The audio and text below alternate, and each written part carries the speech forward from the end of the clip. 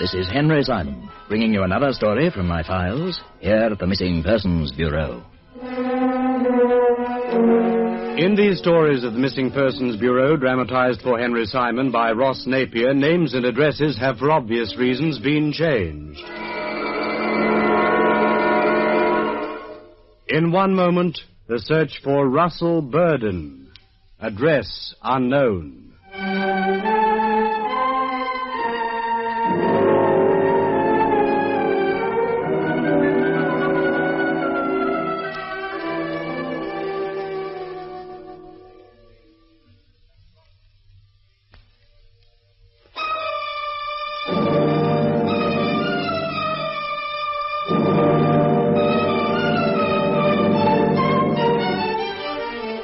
And here again is Henry Simon.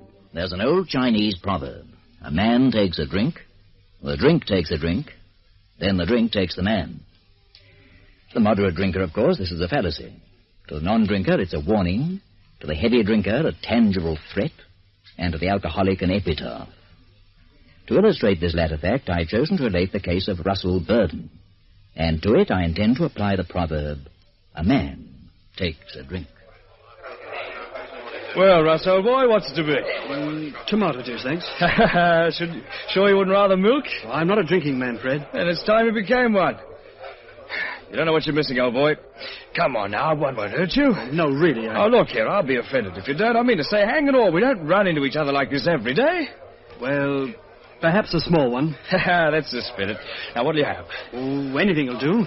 Whatever you're having. And that was the beginning. Harmless enough. Or was it?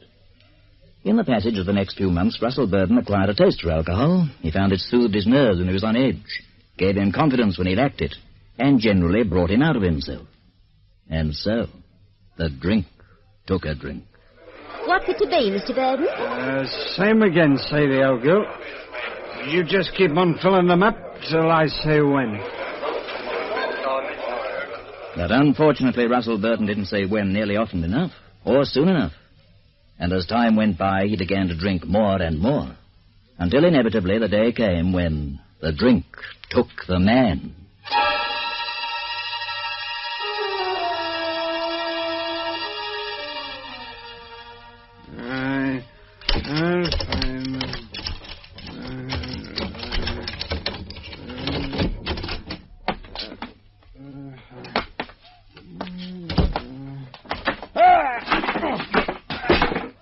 Blast the thing.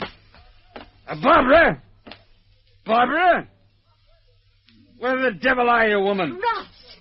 For heaven's sake, you'll wake the children. Good. It's time I had a little talk with them. Acquaint them with the facts of life. Oh, Russ, what's happened to you? You've come home like this every night for the past month. It can't go on, Russ. If you won't think of me... Be quiet, woman, be quiet. I'm in no mood to listen to your sniveling. What I need is a drink. No. Get out of my way. You're not having any more. I said get out of my way. Please, Russ. Next time, do as I tell you. There won't be a next time. Better not be. Now go to bed. I'm leaving you, Russ. You what? You heard me. First thing in the morning, I'm taking the children and we're getting out of here. Don't talk like a fool. I mean it. I won't have them growing up in this environment with their father a drunkard. You're determined to go to the devil? Very well, then go. But don't expect us to come with you.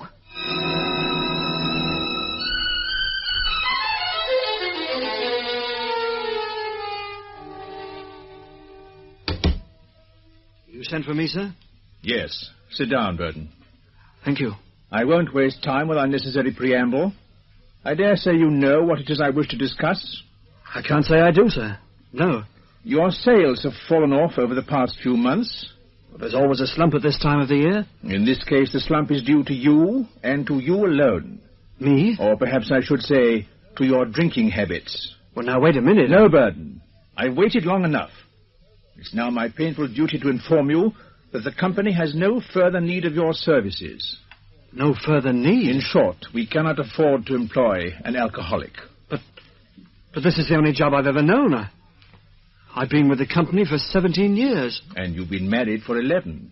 But that didn't stop your wife from leaving you. You know about that? Yes, I've known about it for some weeks, and I've known why. You can't just dismiss me like I'm sorry, Burdon, believe me, but I've no choice.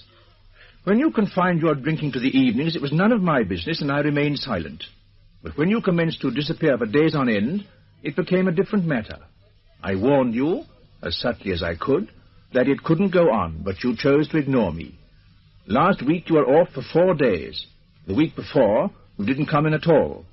I was ill. I don't doubt it. You still are. And you'll remain so till you stop drinking. When that time comes, we may have another talk. But for the present, I have nothing further to say.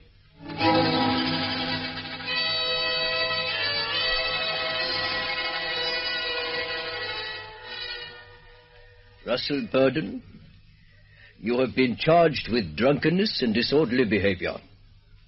How do you plead? Guilty or not guilty? Guilty. This is not the first time you've appeared in this court on similar charges, Mr. Burdon. Nor, indeed, is it the second or the third. In the past, you've been let off with a fine and a warning. Well, I intend to warn you once more, but for the last time. Come before me again, and you'll find yourself behind bars.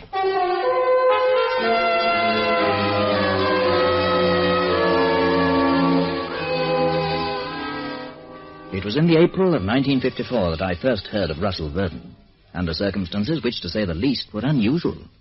It began with a phone call.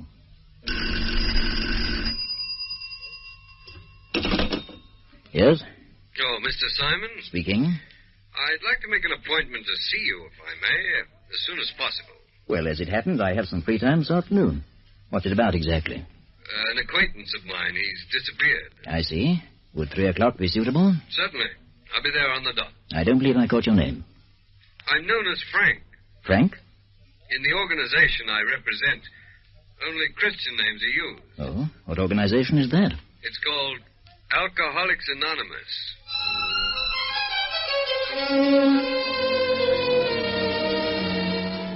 I'd heard of Alcoholics Anonymous many times in the past, of course, and I knew something about its work. I was therefore very curious to learn the nature of Frank's business. And so it was at 3 o'clock that same afternoon that I rose from my desk as a large man, well over 6 feet and built in proportion, with sandy hair and a ruddy complexion, was ushered into my office.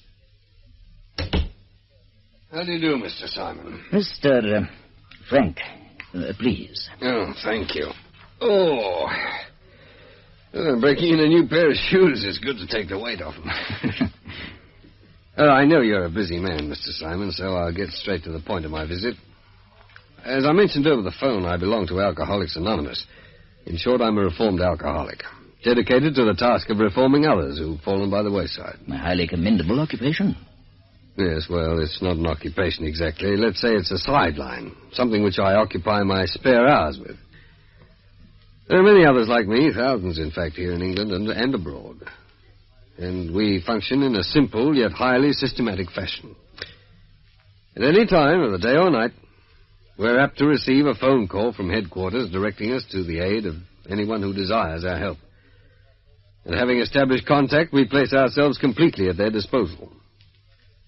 Whenever the craving for a drink comes upon them, they send for us. And we do what we can to dispel it.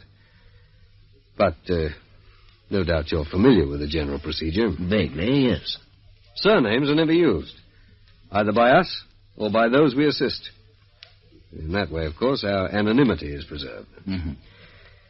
Now, the man I want you to find is a confirmed alcoholic. For the past 4 months since he enlisted the aid of AA, he's been known to me simply as Russell, but under the circumstances, I found it necessary to ascertain his full name, which I pass on to you in absolute confidence. Yes, of course. His name is Burdon. Burden. Russell Burdon. Mm-hmm. Yes. To give you a brief history of his alcoholic decline, in the September of last year, due entirely to his excessive drinking, his wife left him and took with her their 2 children. 3 weeks later, he lost his job as sales manager with a cosmetics firm. In the ensuing November, he was arrested 3 times for drunkenness and disorderly practices. Then again in December, when he was warned that the next time he appeared in court, he'd receive a prison sentence. A few days after that, following the effect of a particularly heavy drinking bout, he contacted us. I was assigned to the case, and I found him to be a man of both education and character on the verge of delirium tremens. I immediately referred him to the doctor who'd cured me 18 months before. Well, just as I was convinced that we were on the eve of total victory, he disappeared. And I've neither seen nor heard from him since. You feel that he's gone back? I know how easy it is to do, Mr. Simon. I went back myself.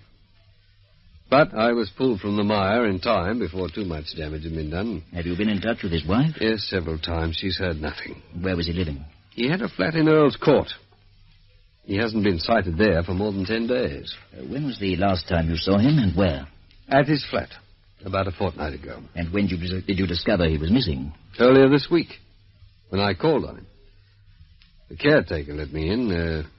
There was an empty whiskey bottle on the kitchen table. It's a familiar pattern, Mr. Simon. A man gets back on his feet only to be swept off them again before he's found his bearings. I've seen it so often. Apart from experiencing it myself. What other inquiries have you made?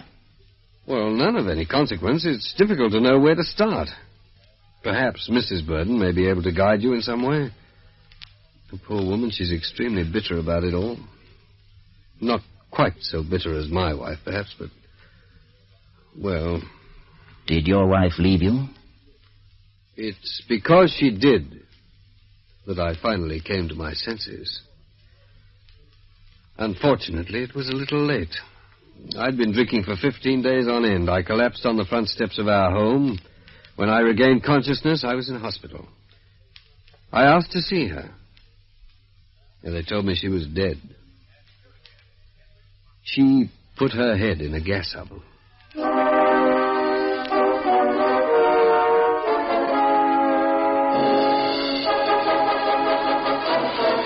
Henry Simon returns to continue this story in just a moment. And here again is Henry Simon.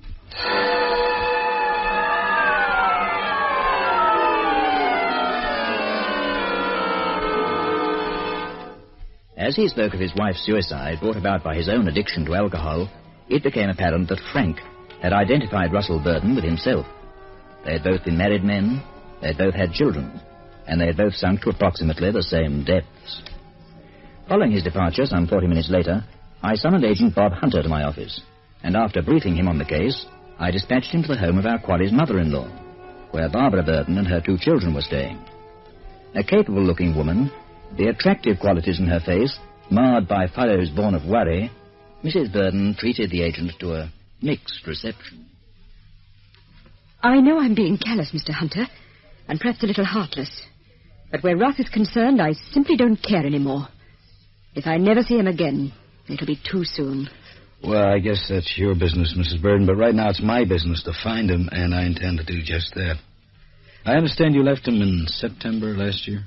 Yes. Have you seen him since then? Oh, a number of times. He kept coming here, trying to persuade me to return to him. And not once was he sober. The last time he was crying drunk. He made all sorts of threats and got quite violent. My mother finally had to phone the police. When was this? A few weeks before Christmas. And you've not heard from him since that time? No. You didn't know he was in the hospital? Not till Frank told me. Do you know where his drinking haunts were? Well, at one time or another, he frequented every bar in London. Quite a few of them refused to serve him. There was nowhere in particular. Only that place in Charing Cross Road. Which place? Oh, the Crown, I think it's called. He phoned up from there quite a lot to say he wouldn't be home. More than once I had to go and collect him in the car. What about his friends, his drinking companions? Have you got any idea who they were? Most of his old friends have disowned him long since. Well, surely some of them must have stuck. Well, there's George Atworth. Atworth? Yes, they were at Oxford together. They rode in the 8s.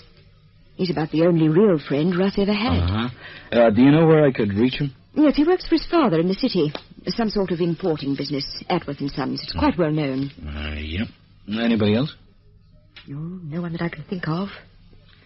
Oh, there were the old ones, the sponges and the hangers-on. The ones who urged him to drink up and then sat back and let him spend his money on them. If it comes to that, they're the ones who got him into this state in the first place. And they'd be the last to help him now he's down. Yeah. But I refuse to let myself feel sorry for him. He's one of them himself. He's just not worth it.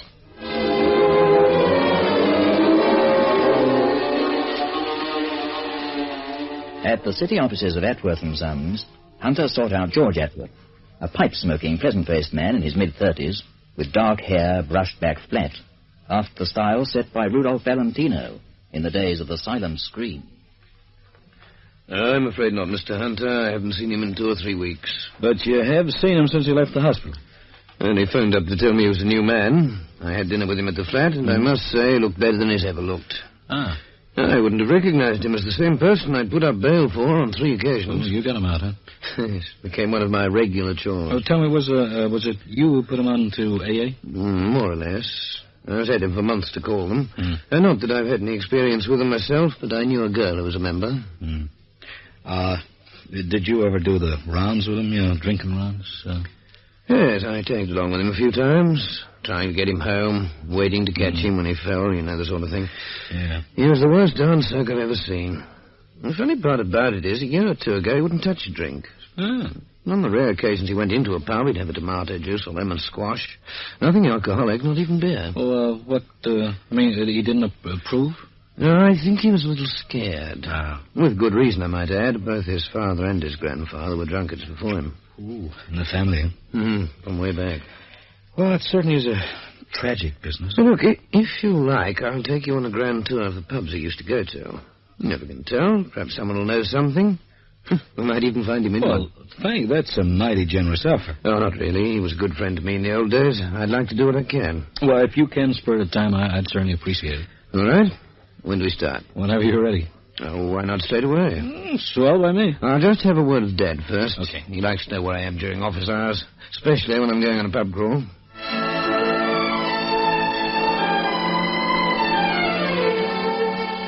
And so, in the company of George Atworth, Hunter embarked upon what can only be described as a marathon round of public houses and bars. In one respect, anyway, their task was lightened, for as Atworth later affirmed, Burdon's drinking haunts were mostly confined to the West End area. They duly commenced at the Crown in the Charing Cross Road, which was just along from the offices of the cosmetics company where Burdon worked, and which Mrs. Burdon had mentioned as being an old favourite of her husband's. Afternoon, Mr. Atworth. Haven't seen you about for a while. Oh, my roving days are over, Harry. I've acquired a taste for the sheltered life. Good for you. Well, what's it to be, gents? Nothing for the moment, thanks. We're trying to locate an old customer of yours, a fellow by the name of Burdon. Russ Burdon, you probably remember him. Remember him? I should say I do. I've jacked him out of here more times than I can count. Never put his nose inside the door he didn't cause some kind of trouble. Blimey, it was a real case, that one, and no mistake. Well, have you seen him lately? Oh, not for months. Wouldn't come back here, though, not after what happened. Oh? What was that? He got himself into a brawl with a couple of sailors. Bottles flying, tables smashed, the lot. Over 30 quid's worth of damage done. Boss got the cops in. Carried him out feet first, and that was it. Never come near the place since.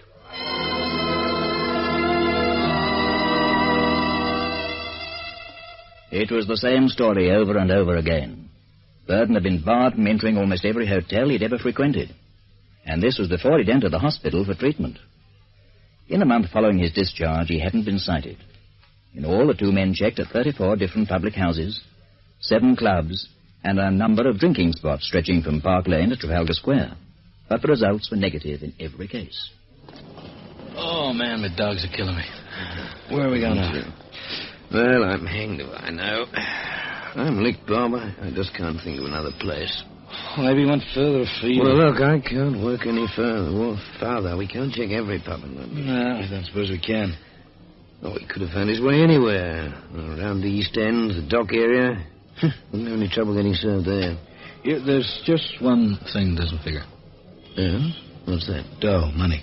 I mean, according to his wife, he drank away all the savings. Now, well, the guy, he just can't go on a prolonged jag with his pockets empty, can he? Well, for all we know, he could be lying in some gutter or something. No, not for long. He'd be picked up, and he hasn't been. And I've checked with the police, the hospital. Oh, look, there's no point in you... Listen, I've got it. The flagpole. What's that? The flagpole. A little pub down on Cockspur Street. Oh, it clean slipped my mind. Come on, let's take a bus. At the flagpole, their last hopes were dashed, when once again they were informed that some months previously Russ Burdon had been threatened with police action if he was ever again seen on those premises. Disconsolately, Hunter and his companion ordered 2 beers, which they felt they'd earned despite their failure. As the drinks were being placed in front of them by the barmaid, the agent felt a hand on his shoulder, and turning, he found himself confronted by a well-dressed, prosperous-looking man who addressed him apologetically. I say, I'm awfully sorry to butt in like this, but am I to understand you're looking for Russ Burdon? Yeah, that's right. Do you know? Yes, faintly. He was quite a regular here at one time. You haven't seen him recently, I suppose. Well, yes, as a matter of fact, I have. At least, I think it was him. Yeah? It was only last Friday. I dropped into a pub just near Notting Hill Gate Tube Station, the Coach and 4, I believe it's called. Anyway, just as I was leaving, I saw this fellow come in from the saloon. I was certain I knew his face, but I just couldn't place it. It didn't occur to me till later that it was Burdon, or if it wasn't, it looked dashed like him. Yeah. Well, was he drunk? No, I really wouldn't know. I only caught a glimpse of him. What was it, Coach and 4? Mm-hmm. Something like that. Just along from the station, as I said, on the right-hand side, going towards Shepherd's Bush.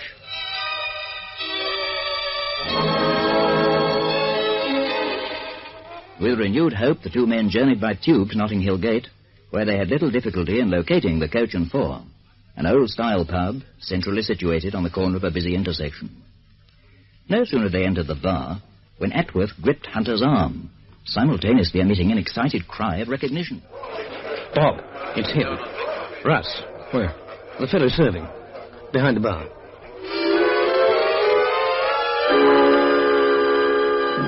There could be no doubting it. From the photograph he'd seen, Hunter recognized the bartender at once as Russell Burdon. Incredible as it seemed, the man who had been forcibly ejected from a score of drinking houses for drunkenness and disorderly behavior was now working in one, serving to others the very substance which had brought about his downfall.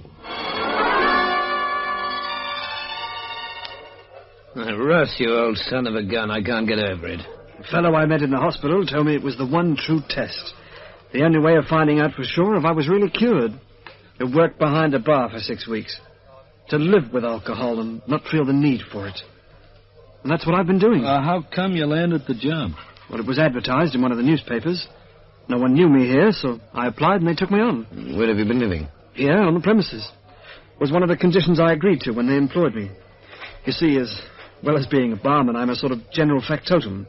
I have to be on hand at all times. And the empty bottle of whiskey Frank found at your flat? I poured it down the sink. Every last drop of it. Without batting an eyelid, moreover. Well, the big thing is, has it worked? Are you really cured? You look at that hand. As steady as a rock. And that's how it's going to stay. Oh, it wasn't easy. For a while, I had some nasty moments. I was sure I'd go under. But I didn't. I stuck it out, and now, for the first time, I can say without any hesitation that I'm on top. I've beaten it completely. Well, I guess that calls for a little celebration, huh? Definitely. The drinks are on me, gentlemen. Well, I'll make mine tomato juice, neat. I'll settle for a good, stiff lemon squash. Coming up. And just to show you veterans I can hold my liquor, I'll have one of each.